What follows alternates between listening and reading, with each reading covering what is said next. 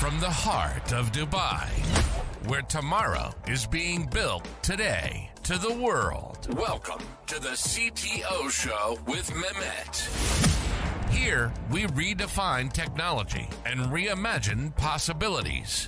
With Mehmet, delve into the riveting realms of AI, cybersecurity, and digital technology. Experience the thrilling highs and lows of startups. Immerse yourself in the spirit of entrepreneurship and witness the future of business innovation being written in real time. Now, without further ado, let's tune in and explore the future. Hello and welcome back to a new episode of the CTO Show with Mehmet. Today, I'm very pleased joining me, Luis Garcia, who is the founder of Peat. So the way I love to do it, Luis, is I keep it to my guests to introduce themselves. So tell us a little bit more about you, what you've been up to, the journey, and then we can take it from there. Oh, certainly. Thank you, Mehmet, for having me here.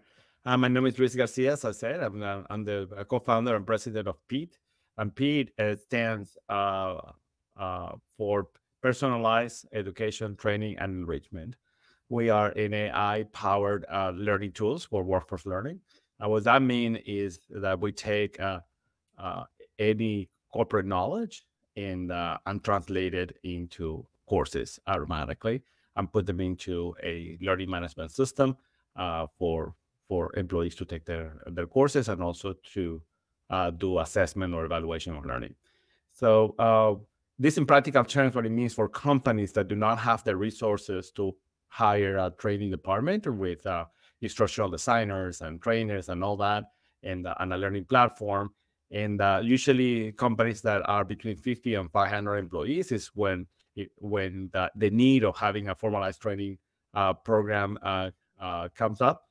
And so what we have observed is that companies that at that level, when they're growing fast, and tend to tap into their leaders, their experts, to become the trainers of what they know, and they realize that creating a curriculum material is a lot more difficult than they thought, and so we build tools for them to do that translation of their expertise into curriculum materials, and to facilitate that process, and then the courses land in our platform, a learning platform, and where the learners can take the courses and also then reevaluate it. So personally, I come from the world of technology and education, and early in my career, 25 years ago, I started as a programmer.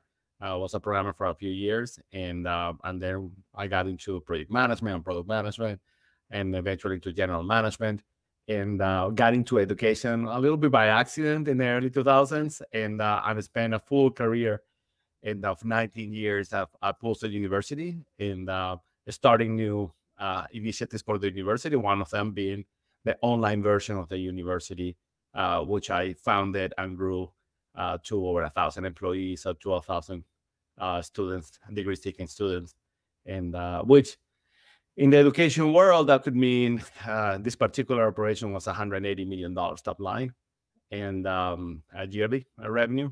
And so I have taken my expertise into technology, brought it into education, have a lot of business expertise also developed over the years, and now I'm with a tech startup. That's fantastic and great. I would say very rich experience and background, Luis.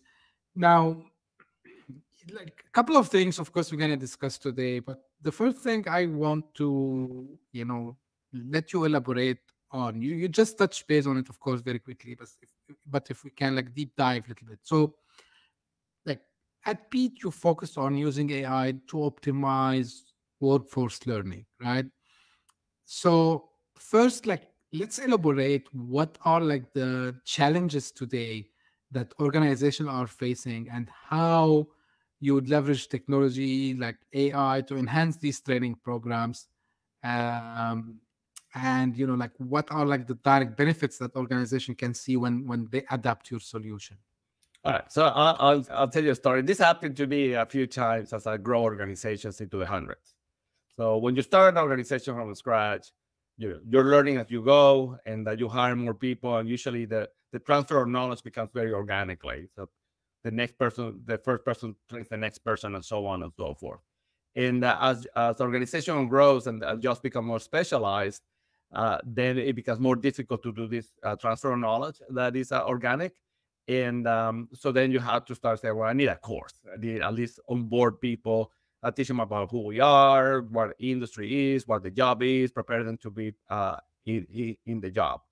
And so what you do at first is say, well, my lead salesperson, he's the best person selling. Let me take him out of his job, create a course on how to onboard the new salespeople, and then I solve that problem because I need to scale sales. Or same with engineering, and or for all employees, then I need all of them to really understand my company, understand my history, and so on. So one of the solutions is for this problem is that, well, I'm going to go ahead and hire a company to create these courses for me, and so that I don't have to take any of my people away. And then you go into that and then realize, oh, well, I mean, that takes still a lot of work, and it is expensive. A short digital course will cost you between 15,000 to 25,000. I have been as high as $50,000 for a digital course, and you do it once and that's it. I mean, you can't. That doesn't. Usually, you have to update courses every so often, and it doesn't really solve the problem of people getting to the course, because you still need a platform to put them, and also solve the problem to evaluate the learning, so don't see people actually learn. And so that's one path. Another path is the path I described before, which is I'm just going to take my functional leaders, my experts, and I'm just going to ask them to do their own courses for their own people. And they get out of their job. They realize that in a couple of weeks that this was a lot harder than they thought. And then they do the best they can with what they know, because translating expertise into training materials is not easy. It follows a particular process called instructional design, and people are not trained on being instructional designers. They cannot really do it on their own. So the consequences of this, the second approach, is that you take people away from their job, and they're not going to do a good job at creating the materials, and the materials are not really distributed in a good way. They put them in PowerPoint or slides and put them in different places on the network, and then you don't know who took them, who didn't take them, and whether or not they learned. And those materials are usually not updated, because the first time you go through it, then you don't want the second chance to take your experts away from their job for so long, and they just continue to stumble in the job. The third way is that, well, we're going to go ahead and go to a third party, and we're going to license content, because it's only $50 a month for Udemy or Coursera, whatever there is, which have great courses. But then when you put it in front of your people are like, well, yeah, it's good content, but it's not really applied to my particular job. It doesn't really apply for this particular company, for this particular industry. And that also falls short. So our solution takes kind of the second approach, but empowering the person to say, okay, where's your knowledge? Here's your knowledge. You have these manuals or these processes you already wrote, or this PowerPoint you already created, or you usually onboard people in this Zoom call, and then we can take the transcript, and we take that and put it through our platform, which is an instructional designer trained AI, and they create the course automatically for you. And put them in our platform for people to take it. So it's all centralized. And then we have various sophisticated tools for evaluation of learning, what we call assessment. So now you also learn who they are. So we automated the process of creating the content and optimized the process of taking it and evaluating the learning. You mentioned a couple of things which attracted, my attention. So mainly on the point about, I think you see this a lot, Luis. The required skills are changing very, very fast. So, and what is required today might not be valid maybe after, I would not say 1 year, maybe even less nowadays with the advancement of AI. So how are you seeing, this is regardless of the AI and the tech part, but just out of curiosity, Are you seeing like, and maybe technology can be used by the way this, are you seeing companies coming and saying, hey, like we want something that also can help us predict what should we be training the workforce after all? Because we don't want to waste their time and waste our money as an organization, giving them something which, would be obsolete after a while. Are you seeing this trend? We have not seen it yet. And although people have asked that question in regards to every learner in being able to not only assess what they know and where the learning gaps are so that we can create courseware or they can create for themselves courseware to cover those gaps, but also then predict what are the next skills that they should have. And as you said, the technology changes a lot. The landscape in all positions changed a lot. And so I don't know if today the right answer to that question is to predict what people are going to learn. I think the right answer is to say, well, how can I make the process so efficient that when the landscape change, then I can recreate the course very quickly so it can catch up with the new requirements.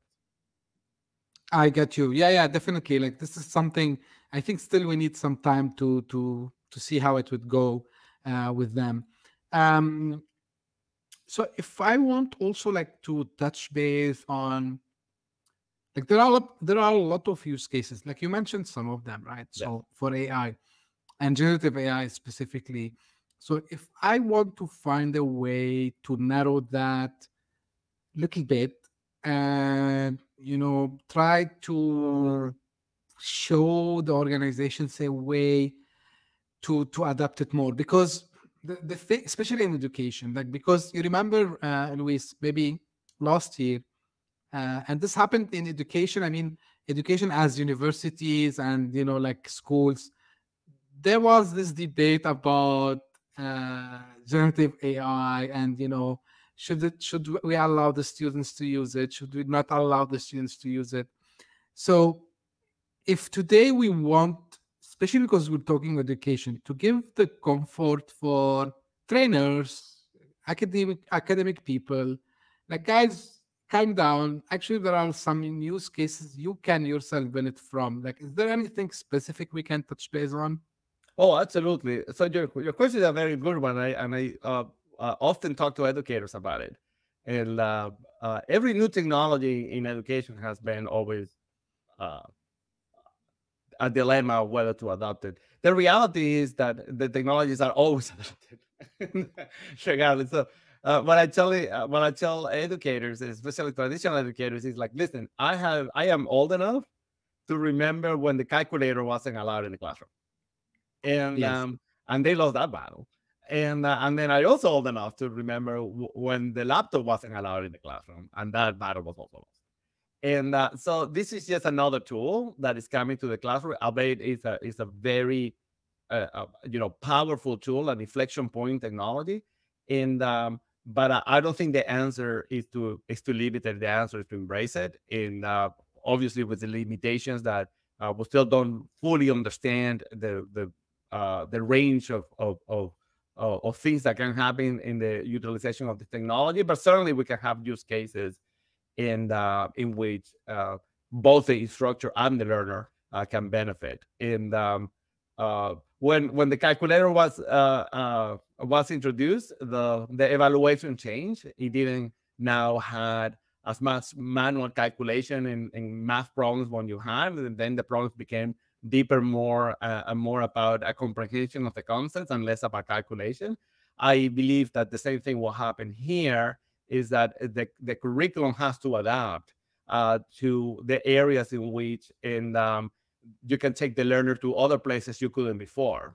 And same with when the internet came in and the computer made it into the classroom, immediately made the instructor no longer the owner of the information. And but it turned it into the curator of the information. And so we've been to these transitions before, and I just think that we have to find the ways in which enriches the education, and instead of trying to stop it, because they will lose this battle every time. The educators will. Yeah, definitely. Like this is kind of a destiny for them. Now, if I want to, because I'm sure you do these conversations a lot, Luis. So what you do is part, focusing on the training for the organizations, right? So there must be a bigger picture that comes in when it, showing the benefits, and let's say talk a little bit the language of the business, ROI and TCO and these kind. Of course, like it differs from a technology to another, but like if today, let's say you're talking to a business owner rather than just the practitioners, I would say, like if we want to show them the ROI of what you're doing, what could be the message or what could be the point that you usually you'll be focusing on? So usually we see it in two places. First, not taking your expert from the field for to be able to be a trainer, or not be, instead of being 30% of the time, being 5% of the time. So that's a immediate ROI when you get your expert back into what they do best. The second part of the ROI is getting folks ready for their job quicker. So when you don't have an effective training plan, and especially in positions that require specialized knowledge, if it's taking you 3 months for that person to be effective at their job, and you can cut that back to 1 month or 1 week or 1 day, and that's what the other ROI you will see it very quickly, and this is very tangible. The third place when there's a good ROI is in the retention of the employee. And if the employee, as a result of having better training, more relevant training to themselves, and I feel that the company is investing in them, they will tend to stay longer as well. And so I think the ROI is very tangible in at least 3 places. Yeah, I think at some stage attrition was one of the main pain points for a lot of companies, especially in the startup phase specifically, because people tend to change a lot jobs, and they try to. The number one reason usually, I read like a couple of years back, it's like because the training and we didn't get the things in the right way and so on. If I want to think about Luis, like in addition to AI, right? So what do you see like other technologies that can be coupled with the power of what we are seeing now in generative AI to again like come out with more beneficial outcomes? Or maybe we can think about merging generative AI with something to shorten even more the time for these trainings to be delivered. I don't know, like are you seeing any current trends in that aspect that are exciting you, I would say? Yeah, absolutely. And I'm I spent quite a bit of time in the gaming industry, and when I was at the university, Pulse University, because we were a pioneer university in educating in games. And so the whole area of gamification is very interesting for education. We have really oversimplified gamification in education, thinking that, well, gamification is like giving somebody a badge, and or just have throw some confetti now when you finish a task. And those are nice. And but really using game design principles for motivation and for training as well. And it depends on what you're training for. But in step-by-step type of training, gamification works really, really well. And so that's one side of it's not really a technology, but a series of practices. The technology side, I think that reality technologies are very interesting as well for jobs that are sophisticated and very hands-on. And so AR or VR or XR, whatever you want to call it, and there are different ones that apply to different tasks, I think can be paired with artificial intelligence, can be incredibly powerful as well for training. And if you combine that with gamification, even more. And I think that those three for a specific jobs, I wouldn't use that for every single job, because not every single job requires you to immerse yourself or to see something on space. But there are jobs that they do, and I think those are very powerful technologies to combine with the ability to think and predict that AI gives you. Yeah, definitely, Luis. I'm so excited about the power that AI can deliver, and to your point, and not, by the way, not only for education specifically. Like, we had a lot of discussions here on the show. In education, gamification is one of the points, and VR, like AR, is one, like, very interesting combination. It came, like, also very interesting in healthcare also as well, where you can compare both to that also as well. So really, really exciting times, I would say. Now, I know, like, you are like you were, like, lucky to find also supporters, and you raised a seed fund, if I'm not mistaken. So, and I'm asking this question because, again, people sometimes they just put the word AI for the sake of AI, but of course, with what you are doing is a completely valid case. But are you seeing, like, also an appetite in general from investors for use of AI in like specific niche more, or like they are looking for just the word generative AI, and then things are done? And you know why I'm asking this, Yeah, because I know what you're asking. you get my thought. What Personally, I want to. yeah, personally, in our case, we have not seen the unsophisticated uh, investors that would just throw money because they see the word AI in it. I mean, sure, those are out there, and but in our experience, when in raising money, investors have been very aware of the difference between a AI native and AI sprinkled, if you will.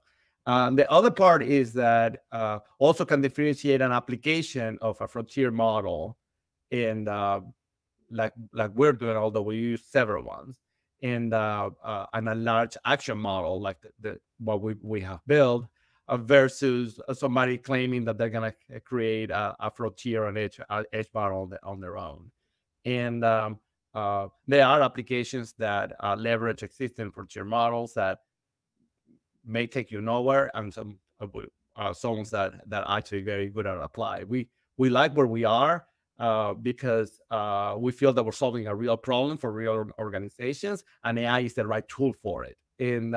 And it was not possible 2 years ago. And some of the problems that in learning that we get to solve today were not really possible before generative AI was available.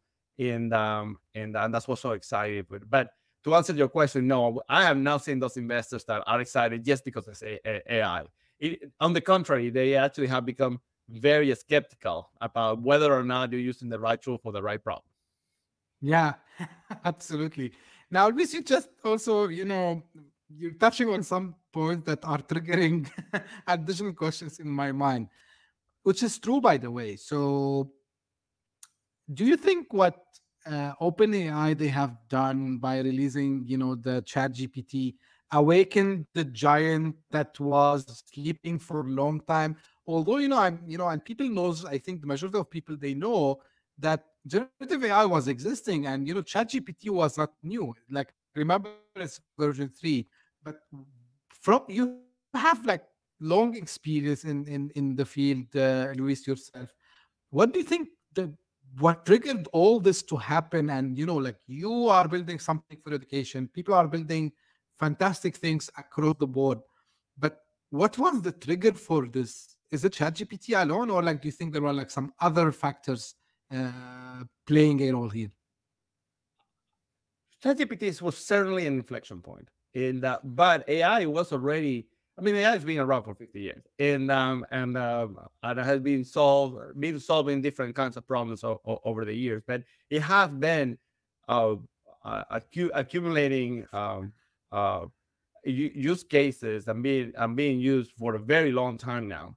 And I'll give you an example. When I was in college in the 90s, and I'm aging myself here, and growing up in Latin America, I remember that I helped the university I went to organize an artificial intelligence conference, and it was very small, and there were professors that came from several countries, and we had them in 3 days in a small auditorium, probably 50 people in total, talking about artificial intelligence back then, and this is in the 90s.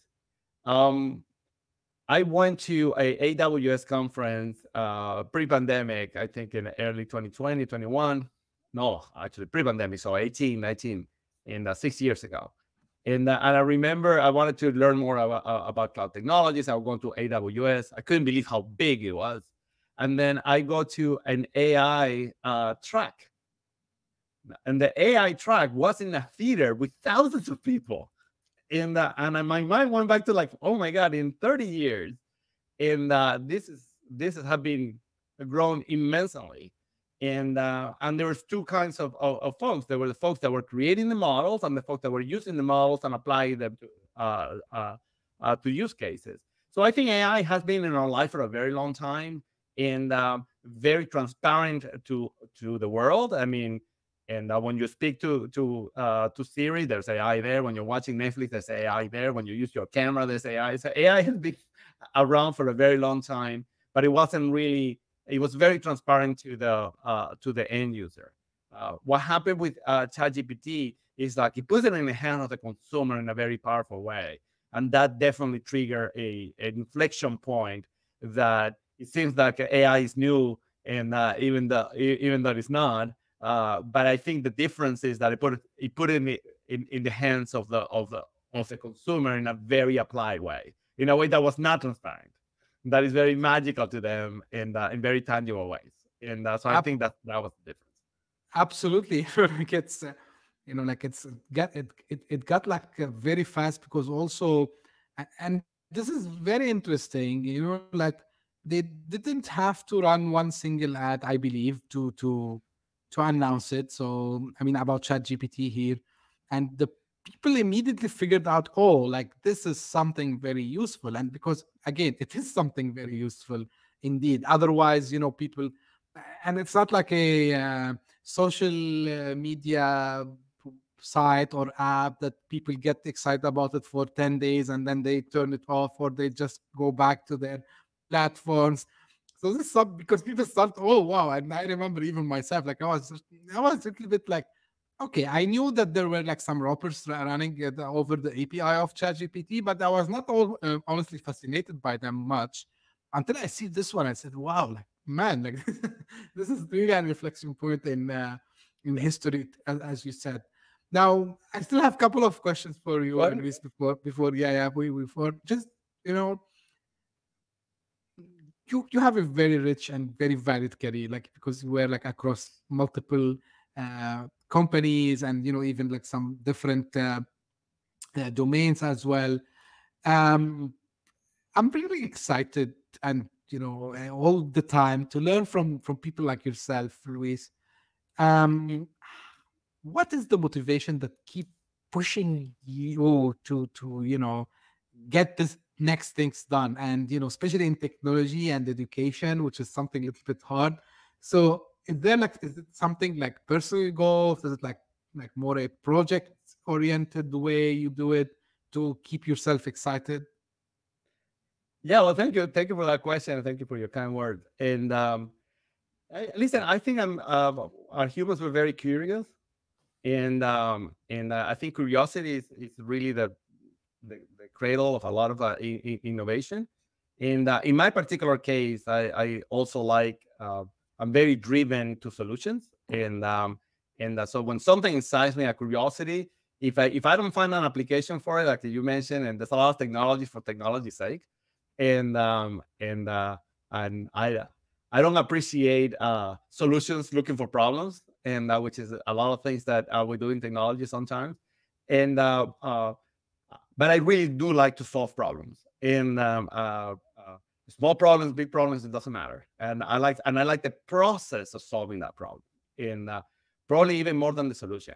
And because in the process is when you learn the most, and you solve other problems that you didn't know even existed.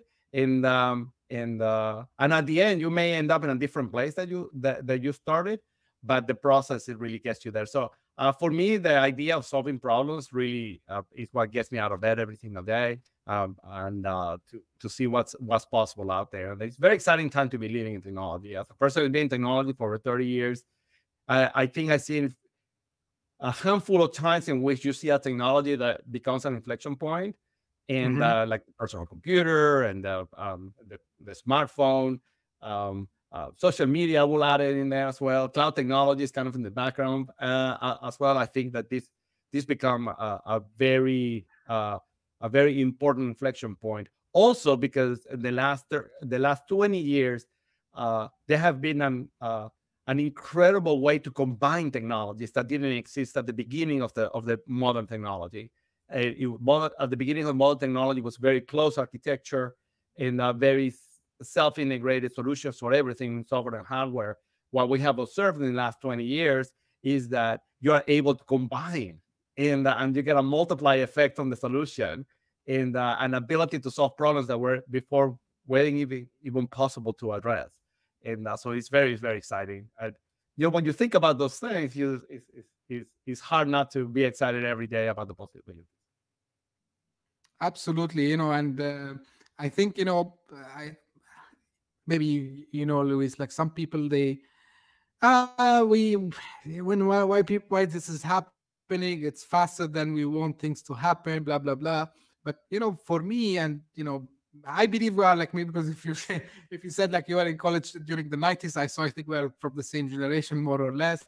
So it's the same thing for me, and technology excites all of us, especially when we see the benefit out of it. So to your point, absolutely, like this is the time to go and find, go do the next thing. And this is, here I will connect this to my last question to you today, because as I was telling you before we start to recording the episode, majority of the audience, they are people thinking to become entrepreneurs themselves, or they are founders, first-time founders.